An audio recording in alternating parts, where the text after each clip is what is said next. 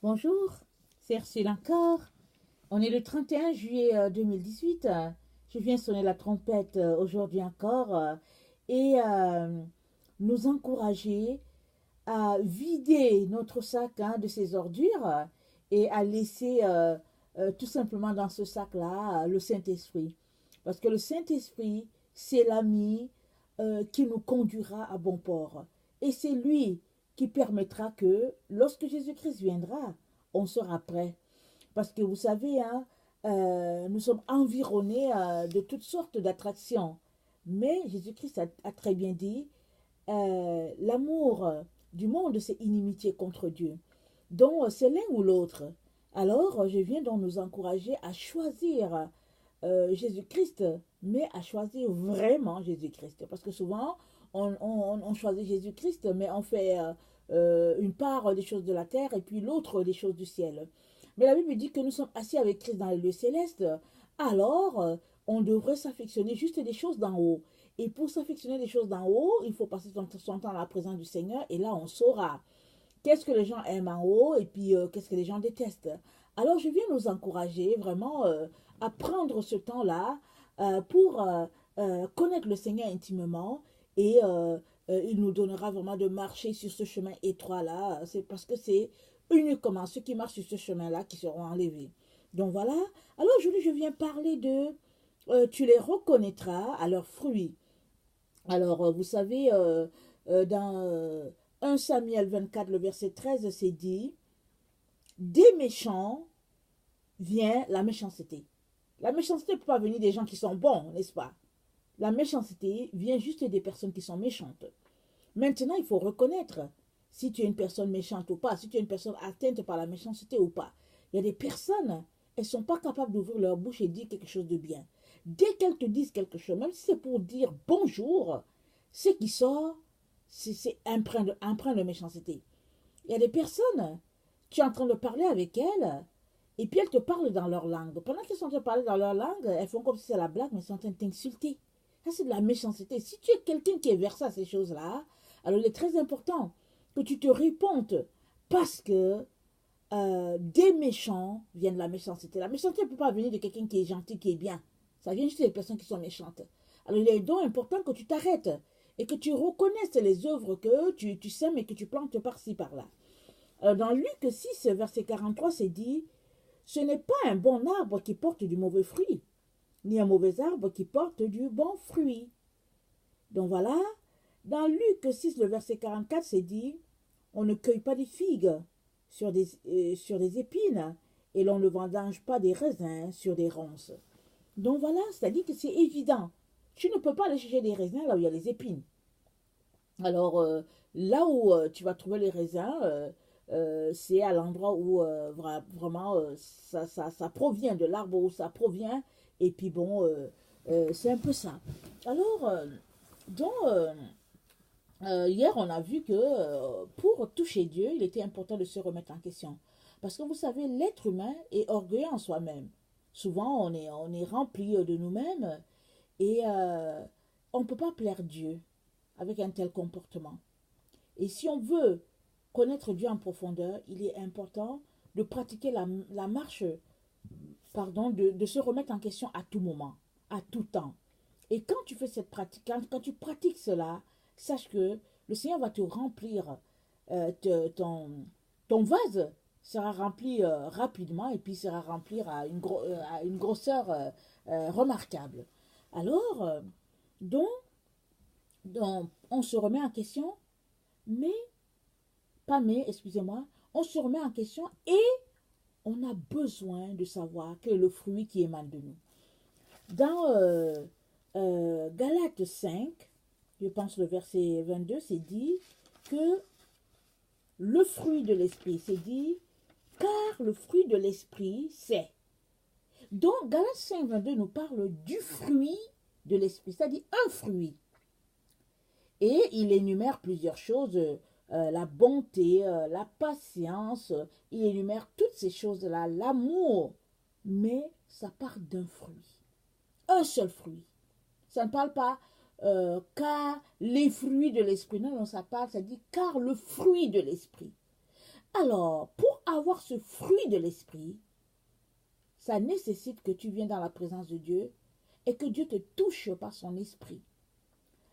Évidemment, la Bible dit que nul ne peut devenir enfant de Dieu s'il n'a pas l'esprit de Dieu. Et c'est dit que c'est par l'esprit de Dieu que nous devenons tous enfants de Dieu, n'est-ce pas? Alléluia. Maintenant qu'on est devenu enfant de Dieu par l'esprit de Dieu, il y a l'autre partie qu'on doit observer, c'est de marcher selon l'esprit. La Bible dit marchez selon l'esprit et vous n'accomplirez pas les œuvres de la chair. Alors, si on ne marche pas selon l'esprit, bien qu'on soit enfant de Dieu, on va accomplir les œuvres de la chair.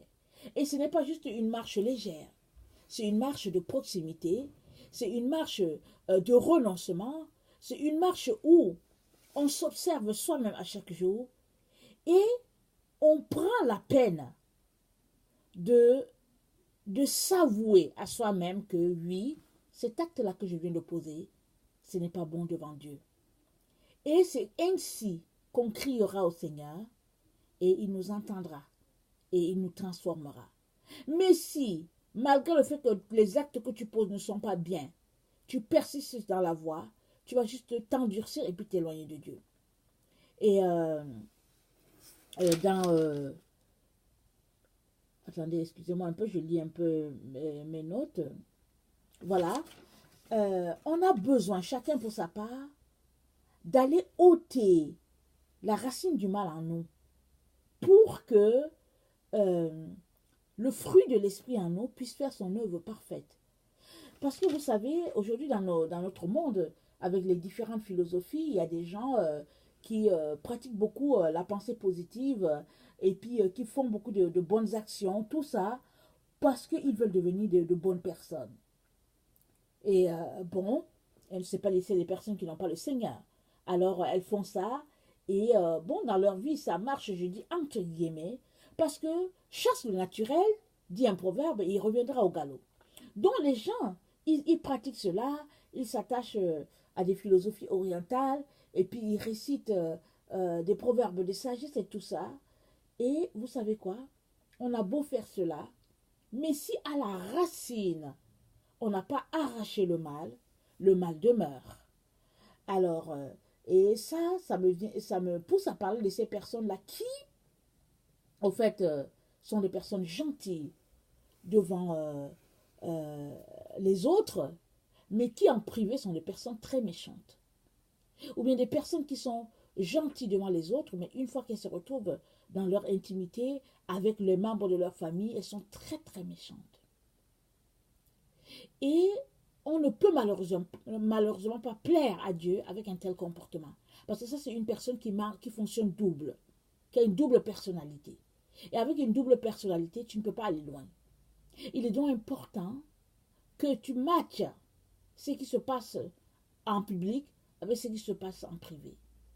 Et ça demande que tu puisses faire cet exercice-là chez toi à tous les jours, à savoir si vraiment tu es quelqu'un qui est conscient des fruits que tu dégages. Il y a des personnes qui ont des très mauvais fruits. Et quand on leur dit que leur fruit n'est pas bon, ces personnes-là piquent des crises. Ou bien ces personnes-là insistent ou bien confessent le déni en disant que non, non, non, mon fruit est bon, mon fruit est bon, mon fruit est bon. Ce n'est pas parce que tu confesses que ton fruit est bon qu'il l'est. Ton fruit est bon si l'Esprit Saint en toi confirme cela. Parce que, comme on vient de le mentionner, car le fruit de l'Esprit est. Donc, il y a un fruit qui a plusieurs branches. Et la seule personne qui peut faire que tu vas ôter le mal de toi dans toute sa racine, ce n'est que Jésus-Christ. Ce n'est pas quelqu'un d'autre. Quand même tu ferais tous ces exercices mentionnés au niveau des différentes religions et que ça te donne un semblant de bonheur, n'empêche que tu n'auras pas le bonheur. Parce que le vrai bonheur, il est en Jésus-Christ. Et je me rappelle une personne à qui j'ai souvent parlé du Seigneur. Et puis, un jour, la personne m'a appelé pour me dire, en tout cas, je suis heureuse, j'ai cette relation-là avec Dieu, je suis tellement contente. Alors j'étais vraiment heureuse de savoir que finalement, elle avait choisi de donner sa vie à Jésus-Christ, parce qu'on en avait parlé souvent. Mais avant que j'aille la rencontrer, on s'est fixé un rendez-vous. Et avant que j'aille la rencontrer, je pense 48 heures avant, le Seigneur me donne une vision de la personne et je la vois assise de dos, mais elle est toute nue. Et je ne comprends pas. Je suis tellement choquée. Je ne comprends rien. Et je prie. Et puis bon, le Seigneur ne me dit pas plus, mais je vais la rencontrer. Et quand je vais la rencontrer, elle ouvre la bouche pour me dire que tu sais, Ursule, tu m'as parlé du fait que, bon, Jésus c'est le chemin. D'autres personnes m'ont parlé que c'est le bouddhisme. D'autres m'ont dit que c'est la religion musulmane.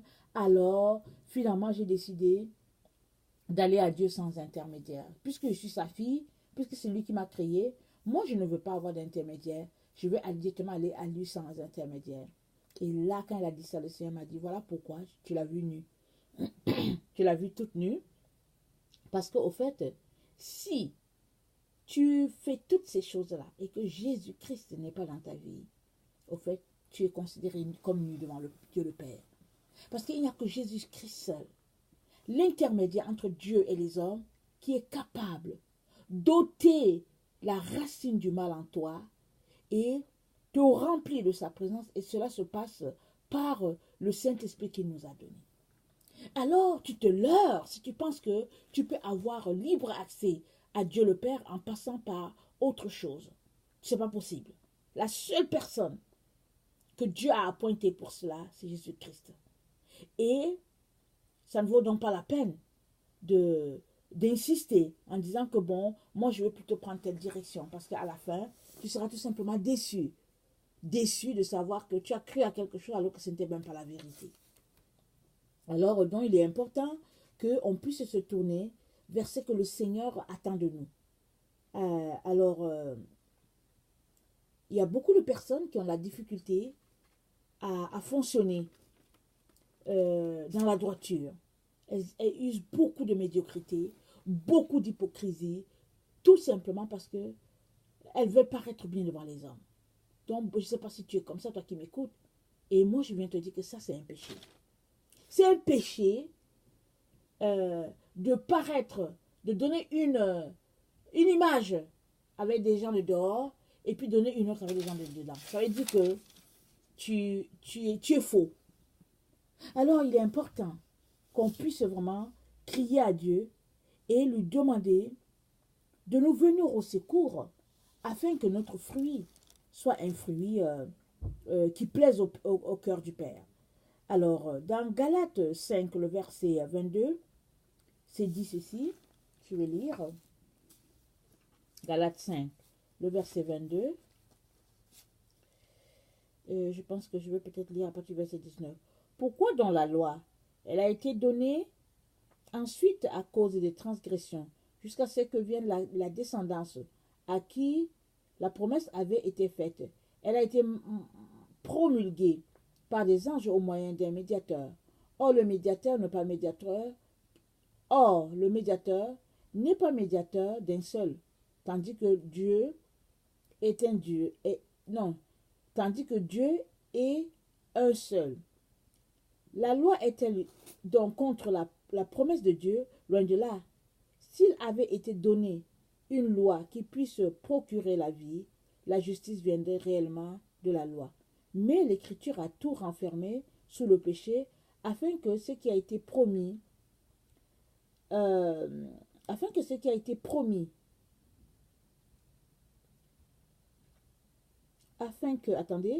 été promis soit donné par la foi en Jésus-Christ à ceux qui croient.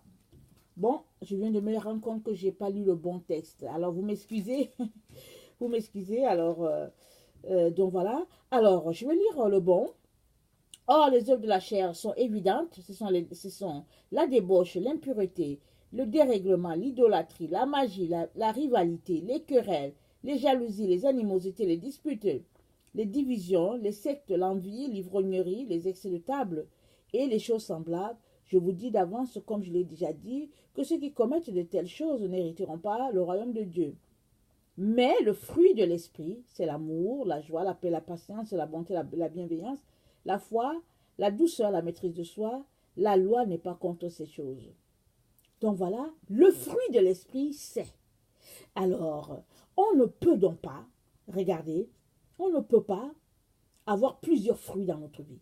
Si tu es né de l'Esprit de Dieu, et je crois que tu l'es toi qui m'écoutes, alors ton fruit doit être un fruit qui émane de l'Esprit, et non un fruit qui émane de la méchanceté. Alors ça va de soi, pour toi et moi, de porter ce fruit-là, afin que nos œuvres soient bonnes. Parce que, comme on vient de lire au début, de dire au début, un mauvais arbre ne peut pas porter du bon fruit, et vice-versa.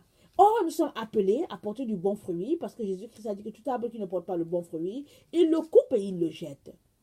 Alors, toi et moi sommes appelés à marcher sur cette voie-là, c'est-à-dire la voie où on porte du bon fruit, et cette voie-là, c'est une voie où on passe le temps à s'examiner, où on passe le temps à savoir si l'acte qu'on a posé aujourd'hui, elle est de Dieu ou pas. Et si on se rend compte que ce n'est pas ça, c'est important de venir devant le Seigneur pour crier, mais de lui demander de venir purifier notre être de telle sorte que plus tard, dans quelques années par exemple, ça devienne que c'est une seconde nature pour nous, vivre par l'esprit. Ou bien c'est une seconde nature pour nous, que le fruit de l'esprit émane de nous spontanément. Parce que vous savez qu'on était étrangers aux choses de l'esprit. Et le Seigneur nous a rachetés. Et à cheval entre les deux, c'est-à-dire qu'on est en train de quitter dans notre caractère la vie du monde pour se tourner vers la vie du ciel, il est donc important que les fruits qui émanent de nous soient le fruit de l'esprit. Il est donc important que ce soit ce fruit-là qui domine et qu'à un moment donné, ce soit tout simplement le fruit de l'esprit qui est visible en nous. Alors, le secret, c'est de mourir en soi. Il est important que tu meurs en soi et que tu restes attaché au cep, parce que Jésus-Christ a dit, tout serment qui n'est pas attaché à moi, je le coupe et je le jette, pardon. Alors, si tu restes attaché au cep, Jésus-Christ, tu vas pouvoir porter du bon fruit.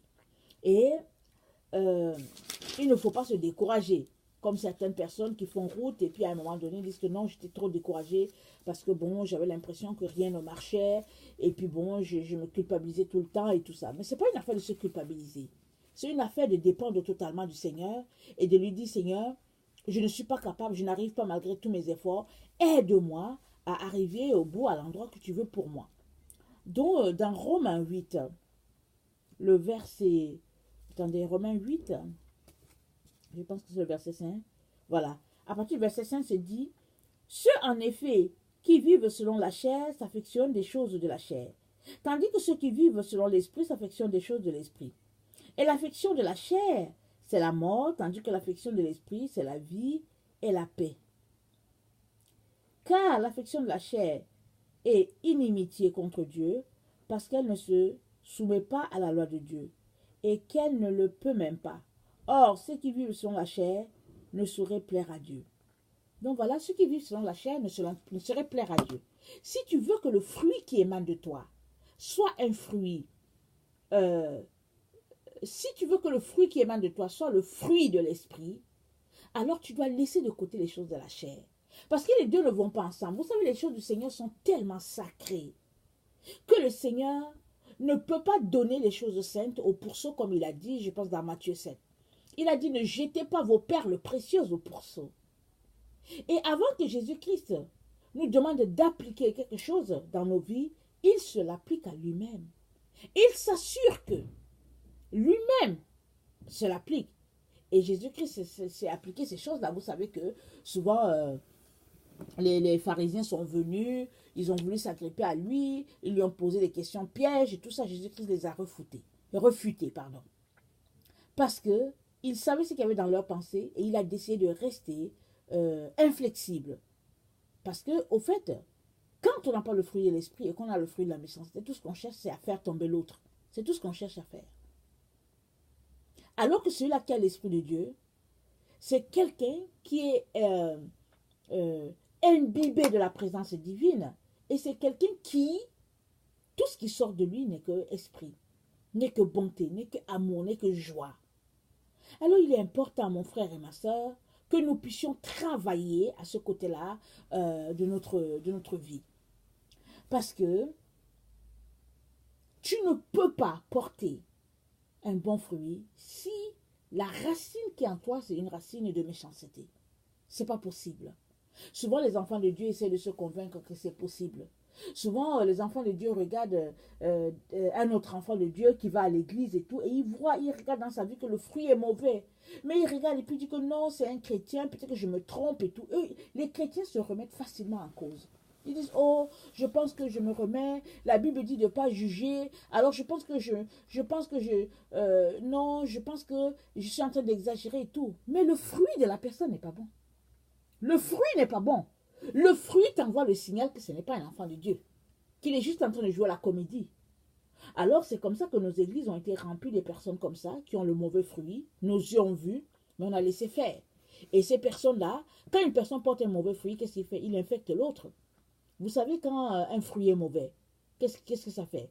Ça entache l'autre fruit. Et puis finalement, tous les fruits qui sont dans le panier deviennent entachés. Et finalement, on jette tout. Alors, si toi, tu veux porter un bon fruit, il est important donc que tu puisses te débarrasser de tout ce qui est souillé, tout ce qui est mauvais fruit à côté de toi. Il est important.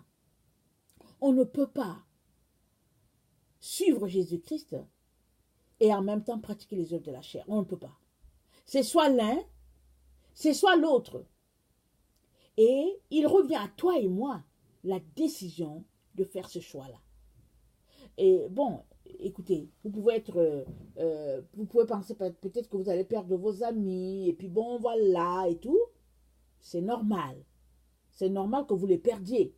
Parce que vous avez pris une direction totalement opposée à ce que vous avez l'habitude de faire. Alors c'est normal. Mais tu dois te dire que tu as changé de vie.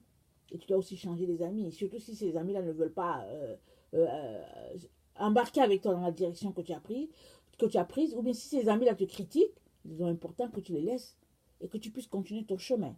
Parce que, anyway, le chemin de Jésus-Christ, le chemin de la croix, c'est un chemin solitaire. On ne marche pas sur ce chemin-là à 10. Quoique aujourd'hui, nos jeunes, quand ils vont quelque part, ils vont en groupe. Mais le chemin qui mène au trône, c'est un chemin solitaire. Alors, si à cause de tes amis, tu ne veux pas marcher sur la voie de la pureté, alors pose-toi des questions sur ta chrétienté. Demande-toi si tu as vraiment donné ta vie à Jésus-Christ. Parce que ceux-là qui ont donné la vie à Jésus-Christ ne s'affectionnent plus des choses de la chair, et puis elles s'affectionnent des choses de l'esprit, et elles n'ont pas de problème vraiment à marcher seul à seul avec leur Seigneur, parce qu'ils savent que là au bout, les attend leur Rédempteur. Donc, je viens vraiment nous encourager à passer en revue les fruits qui sortent de nous. Examinons ce qui sort de nous. Est-ce que le fruit est bon ou bien est-ce que le fruit est mauvais? Exemple, est-ce qu'on passe son temps à se moquer des gens? Est-ce qu'on passe son temps à critiquer les gens? Est-ce qu'on passe son temps à les juger? Alors, si c'est quelque chose comme ça qu'on fait, alors il est important qu'on s'arrête là et qu'on reparte à zéro en tout confiant au Seigneur et en vivant selon les œuvres les œuvres de l'esprit, pardon. Parce que les œuvres de la chair vont nous conduire loin de Dieu. Mais les œuvres de l'esprit vont nous tenir proches du Seigneur et vont nous donner de porter beaucoup de fruits. Parce que Jésus-Christ a dit, celui qui porte du fruit, je l'émonde encore pour qu'il porte plus de fruits. Et celui qui ne porte pas de fruits, je le coupe et je le jette. Alors ne faisons pas partie de ceux-là qui seront coupés et jetés, mais faisons partie de ceux-là qui, en fait, sont émondés ou bien seront émondés pour porter plus de fruits. Donc voilà. Alors si toi tu es quelqu'un qui ne connaît pas le Seigneur, je viens te dire que Jésus-Christ est mort aussi pour toi, afin de te réconcilier avec Dieu le Père. Alors il n'y a pas de religion qui peut te sauver. La seule personne qui peut te sauver, c'est Jésus-Christ de Nazareth. Alors il est important que tu donnes sa vie, que tu lui donnes ta vie, pardon, et il va la transformer. Il va faire de ta vie un joyau.